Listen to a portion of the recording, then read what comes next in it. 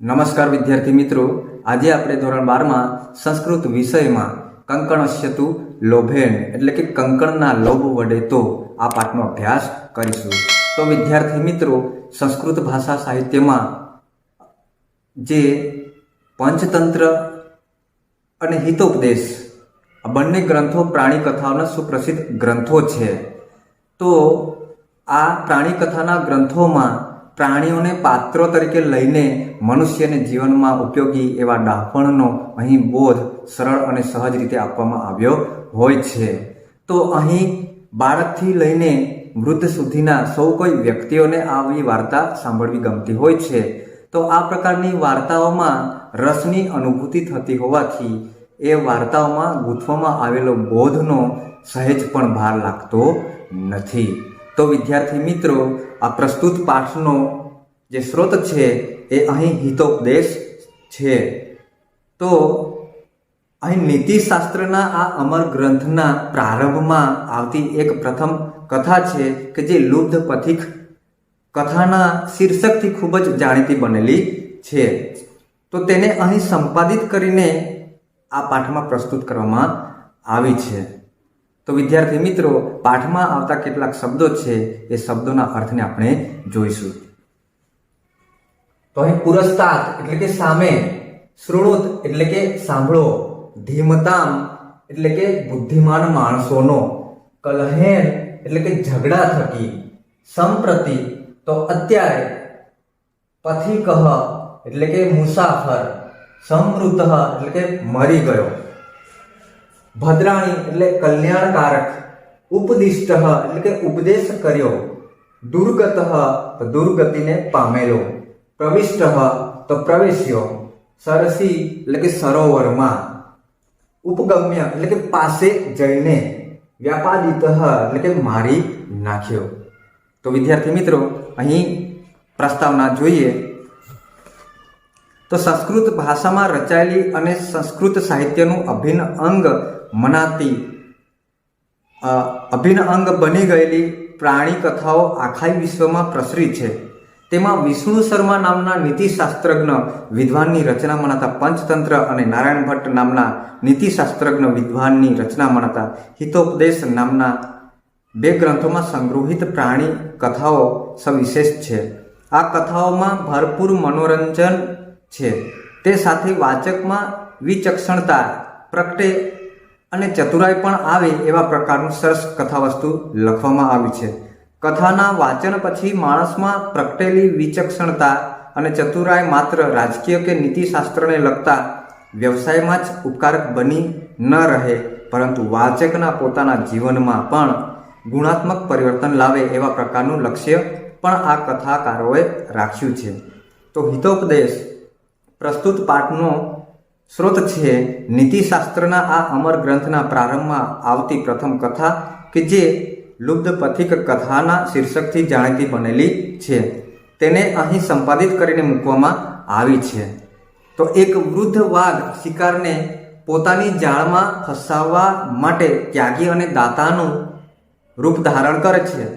પોતાની પાસે રહેલા સોનાના કંકણને લેવા માટે કોઈક તો આવો એવી ટહેલ નાખનાર આ વાઘ પોતાની લોભામણી વાતોમાં નિર્દોષને ફસાવીને શિકાર કરવાની ખેવના ધરાવે છે। છેવટે વાઘની લોભામણી વાતોમાં એક લોભી મુસાફર ફસાય છે અને છેવટે મરણને શરણ થાય છે। તો વાઘે આખી જિંદગી પશુઓનો શિકાર કરીને પસાર કરી છે, હવે વૃદ્ધાવસ્થામાં શિકાર કરવાની તાકાત રહી નથી, તેથી તે કંકણનો લોભ આપીને શિકાર કરવાનું વિચારે છે। એના આ વિચારની પૃષ્ઠભૂમિમાં માણસનું લોભીપણું છે। જાણીએ અજાણીએ અહીં એ વાત ઉપસી આવે છે કે વાઘની લોભામણી વાતોમાં કોઈ પશુ કે પક્ષી ફસાવાનું તો નથી, ફસાવાની શક્યતા છે તો તે માત્ર માણસની જ છે, કેમ કે પશુ પક્ષીઓ કરતાં માણસમાં વધારે લોભ પ્રવર્તે છે। કથાસાર એ છે કે જો પથિક કંકણના લોભમાં પડ્યો ન હોત તો તેને પ્રાણ ગુમાવવાનો વારો પણ ન આવ્યો હોત। તો વિદ્યાર્થી મિત્રો, પાઠમાં આપણે જોઈએ તો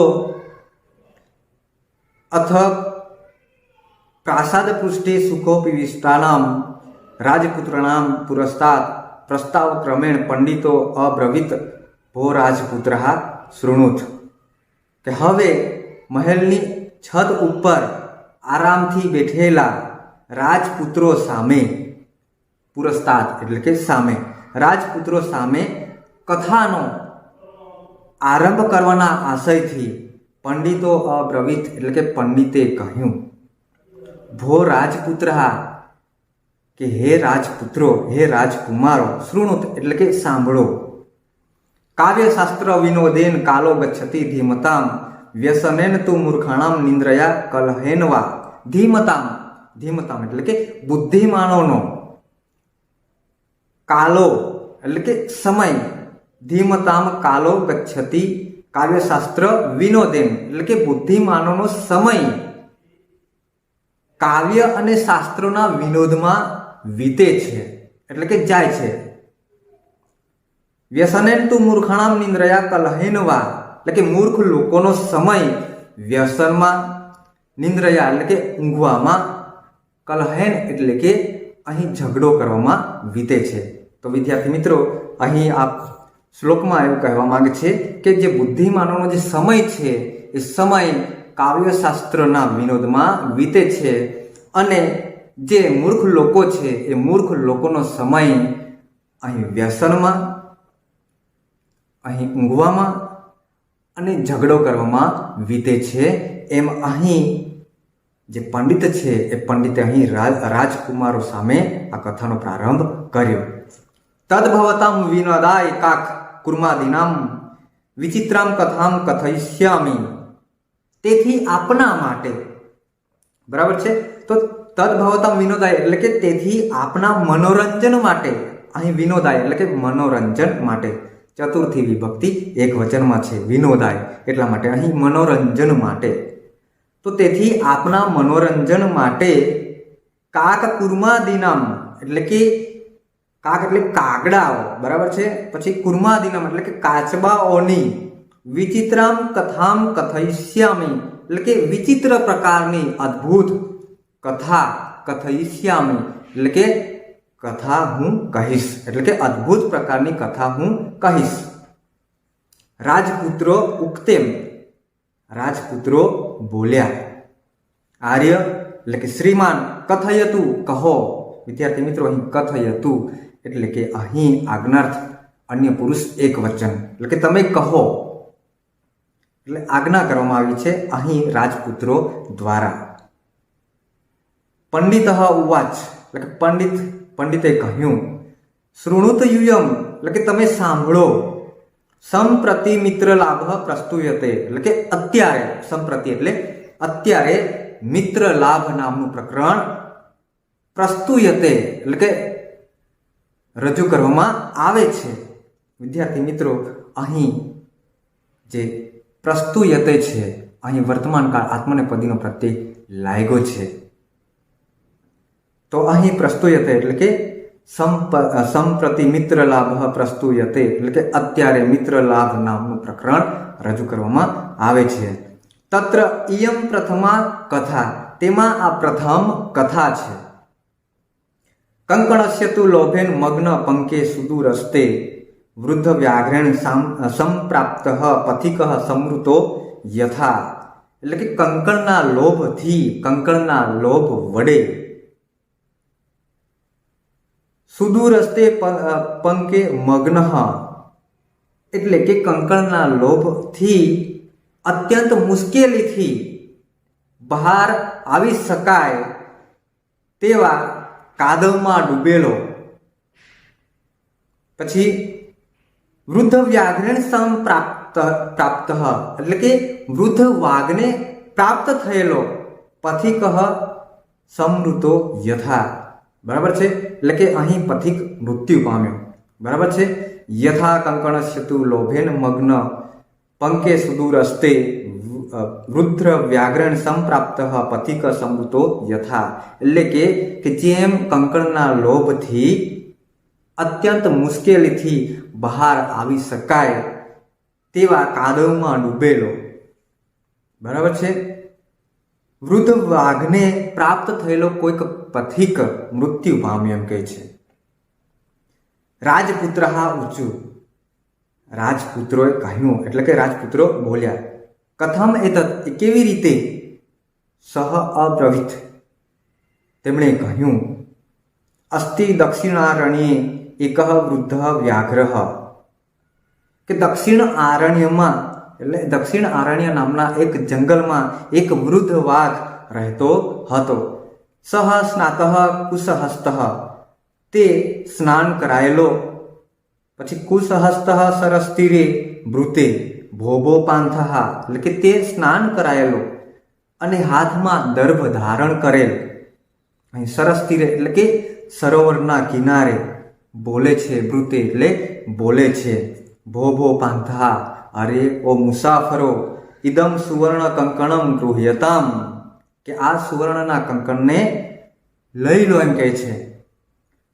તતઃ લોભાકૃષ્ટેન કેનચિત પાંથેન આલોચિતમ યત ભાગ્યેન એતત સંભવતી, પછી એટલે કે ત્યાર પછી લોભથી આકર્ષાયેલ કોઈક મુસાફરે અહીં વિચાર કર્યો, યત ભાગ્યેન એતત સંભવતી, એ તો ભાગ્યથી સંભવે છે. કિંતુ અસ્મિન આત્મસંદેહે પ્રવૃત્તિ ન વિધેયા યતઃ, પરંતુ અસ્મિન આત્મસંદેહે એટલે કે પોતાને શંકા જન્મે તેવી બાબતમાં પ્રવૃત્તિ કરવી નહીં એમ કહે છે.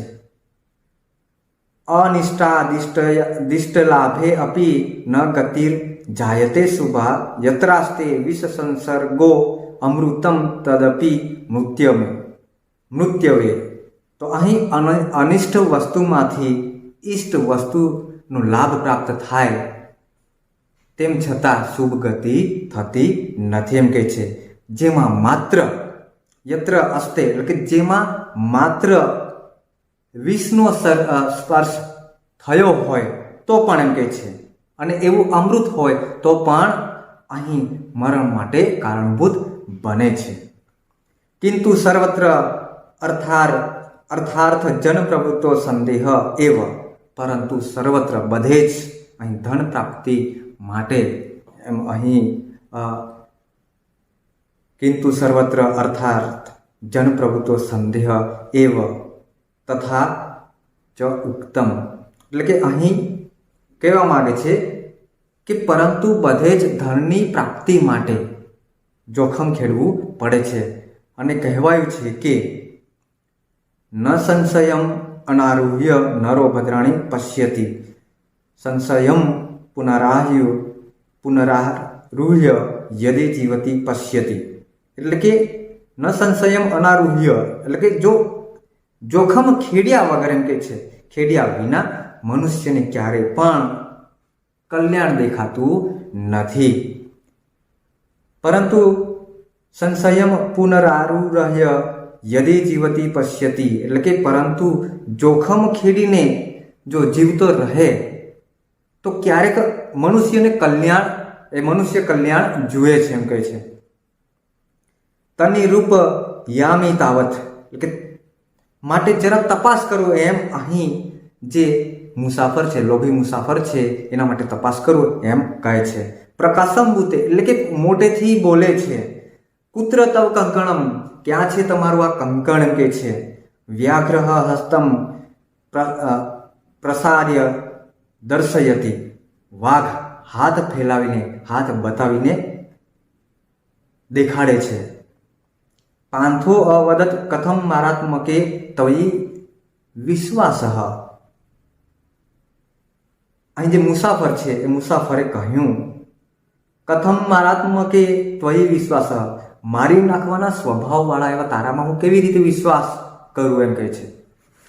વ્યાઘ્ર ઉવાચ, વાઘે કહ્યું, શૃણુ રે પાંથ, એટલે કે હે મુસાફર તું સાંભળ એમ કહે છે. પ્રાવેગ યૌવન દશાયામ અહમ અતિવ દુર્વૃત્ત આસમ, એટલે કે એક લાંબા સમયે પ્રાવેગ યૌવન દશાયામ એટલે કે એક લાંબા સમયે અહીં યુવાન અવસ્થામાં હું અત્યંત અહીં અતિવ દુર્વૃત્ત એટલે કે હું ઘણો દુરાચારી હતો એમ કહે છે. અનેક ગો મનુષ્યણામ વધાત મે પુત્રા મૃતા દુરાશ્ચા એટલે કે અનેક ગાયો અને મનુષ્યના વધને કારણે મેં પુત્ર એટલે કે મારા પુત્રો મરી ગયા. દુરાશ્ચ મૃતા દુરાશ્ચ મૃતા દારાશ્ચ એટલે કે અને પત્ની પણ મરી ગઈ. વંશહીન ચ અહમ જાતઃ એટલે કે હું સંતાન વિનાનો થઈ ગયો છું. તતઃ કેનચિત ધાર્મિકેણ અહમ ઉપદિષ્ટ ત્યાર પછી કોઈક ધાર્મિક માણસે મને ઉપદેશ આપ્યો કે દાન ધર્મમ ચરતુ ભવાની ઇતિ એટલે કે દાન ધર્મનું તું આચરણ કર. તદ ઉપદેશાત ઇદાનીમ અહમ સ્નાનશીલઃ દાતા વૃદ્ધઃ ગલિત નખદંતઃ ન કથમ વિશ્વાસ ભૂમિ. તો અહીં કહે છે કે તેથી ઉપદેશ તદ ઉપદેશાત એટલે કે તે ઉપદેશના કારણે એમ કે છે ઇદાનીમ એટલે કે અત્યારે હું સ્નાનથી પવિત્ર થઈ ગયેલો. દાતા વૃદ્ધ એટલે કે દાન આપનારો. પછી ગલિત નખ દંત એટલે કે ગળી ગયેલા નખો અને દાંતો વાળો. ન કથમ વિશ્વાસ ભૂમિ તેથી કેમ વિશ્વાસપાત્ર ન હોવ. એમ અહીં જે વાઘ છે એ વાઘ લોભી મનુષ્યને જણાવે છે. તો વિદ્યાર્થી મિત્રો, અહીં વાઘ દ્વારા એટલે કે જે મનુષ્ય લોભના કારણે વાઘની આવી વાતોમાં ફસાઈ જાય છે, તો એ મનુષ્ય એ સુવર્ણના કંકણને લેવા માટે જાય છે. ત્યારે આ વૃદ્ધ વાઘ એ મનુષ્યને કહે છે કે એક લાંબા સમય પૂર્વે હું ઘણો જ દુરાચારી હતો એમ કે છે. યુવાન અવસ્થામાં હું ઘણો જ દુરાચારી હતો અને અનેક ગાયો અને મનુષ્યને મારી નાખવાના કારણે મારા પુત્ર હતા એ પણ મરી ગયા અને મારી પત્ની પણ મરી ગઈ એમ કે છે. તેથી હું વંશ વિનાનો થઈ ગયો છું અને તેથી જે મને કોઈક ધાર્મિક માણસે એવો ઉપદેશ આપ્યો કે દાન ધર્મનું આચરણ કર. તેથી આવા ઉપદેશના કારણે હું અત્યારે સ્નાનથી પવિત્ર થઈ ગયો છું અને એક દાન આપનારો ગલિત નખ એટલે કે ગળી ગયેલા નખ વાળો અને દાંત વાળો હું અત્યારે બની ગયો છું અને તેથી જ કેમ વિશ્વાસપાત્ર ન હો. એમ અહીં જાણે કે મનુષ્યને વિશ્વાસમાં લેવું હોય એ રીતે વાઘ એ મનુષ્યને જણાવે છે. મમ ચેતાવાન લોભ વિરહ યેન સ્વ હસ્ત સ્થમ અપી સુવર્ણ કંકણમ યસ્મે કસ્મેચિત દાતુમ ઈચ્છામિ. તો અહીં વાઘ કહે છે કે મને મમ એટલે કે મારામાં લોભનો એટલો બધો અહીં લોભ વિરહ એટલે કે લોભનો એટલો બધો મારામાં લોભનો એટલો બધો અભાવ છે કે યેન સ્વહસ્ત સ્થમ અપી સુવર્ણ કંકણમ યસ્મે કસ્મેચિત દાતુમ ઈચ્છામિ એટલે કે જે મારા હાથમાં રહેલું જે સુવર્ણનું કંકળ છે એ કંકળ જેમને ગમે એમને હું આપવા ઈચ્છું છું. દાતુમ એટલે કે અહીં વિદ્યાર્થી મિત્રો હેત્વર્થ કૃદંતનો પ્રત્યય તુમ પ્રત્યય અહીં ધાતુને લગાડવામાં આવ્યો છે. એટલે કે જે મૂળ ક્રિયાપદ છે એ ક્રિયાપદને અહીં તુમ પ્રત્યય લગાડવામાં આવે છે. તો અહીં ગુજરાતી ભાષાની દ્રષ્ટિએ દાતુમ એટલે કે આપવા માટે બરાબર છે. તો કે જે મારા હાથમાં રહેલ જે સુવર્ણનું કંકણ છે એ કંકણ જેને ગમે એને હું આપવા ઈચ્છું છું એમ કહે છે. ત્વમ ચ અતિવ દુર્ગત એટલે કે તું અત્યંત દુર્દશાને પામેલો છે. તેન તુભ્યમ દાતુમ સ યત્નો અહમ એટલે કે તેને હું તને આપવા માટે પ્રયત્ન કરું છું એમ કે છે. તદ અત્ર સરસી સ્નાત્વા સુવર્ણ કંકણમ ઇદમ ગૃહાણ તેથી અહીં આ સરોવરમાં સ્નાન કરીને સંબંધક ભૂતકૃદંતનો પ્રત્યય તો આ પ્રત્યય લાગ્યો છે. તો અહીં સ્નાન કરીને ગુજરાતી ભાષાની દ્રષ્ટિએ ઈને કે પછી ઈ એ પ્રત્યે લાગતા હોય છે સંબંધક ભૂતકૃદંતમાં. તો અહીં સરસી સ્નાત્વા એટલે કે સરોવરમાં સ્નાન કરીને સુવર્ણના કંકણને અહીં તું ગ્રહણ કરે એમ કહે છે. તતો યાવદ અસૌ તદ વચમ પ્રીતઃ લોભાત સ્નાતુમ સરહ પ્રવિષ્ટઃ તાવત મહાપંકે નિમગ્ન પલાયતુમ અક્ષમઃ. એટલે કે ત્યાર પછી તેમના વચનથી, બરાબર છે, વચનથી પ્રસન્ન થયેલો લોભાત સ્નાતુમ એટલે કે લોભના કારણે એ સરોવરમાં પ્રવેશ્યો. તાવત મહાપંકે નિમગ્ન એટલે કે લોભના કારણે એ સરોવરમાં પ્રવેશ્યો અને અહીં ઊંડા કાદવમાં ખૂંપી ગયો. નિમગ્ન એટલે કે ઊંડા કાદવમાં પડી ગયો, ખૂંપી ગયો. પલાયતુમ અક્ષમઃ એટલે કે નાસી જવા માટે, ભાગી જવા માટે એ અસમર્થ બન્યો. તમ પંકે પતિતમ દૃષ્ટવા વ્યાઘ્રો અવદત. તેને ઊંડા કાદવમાં પડી ગયેલો જોઈને અહીં વાઘ બોલ્યો, અહહ અરે રે મહાપંકે પતિતો અસ્મિ, કે તું ઊંડા કાદવમાં ખૂંપી ગયો છે, પડી ગયો છે. અતઃ ત્વામ અહમ ઉત્થાપયામી, આથી હું તને બહાર કાઢું છું એટલે કે તને ઊભો કરું છું એમ કહે છે. ઇતિ ઉક્તવા શને ઉપગમ્ય તેનો વ્યાઘ્રેણ ધૃત સ પાંથો અચિંતયત. પછી કે છે આમ કહીને શને એટલે કે ધીમે ધીમે પાસે જઈને, ઉપગમ્ય એટલે કે પાસે જઈને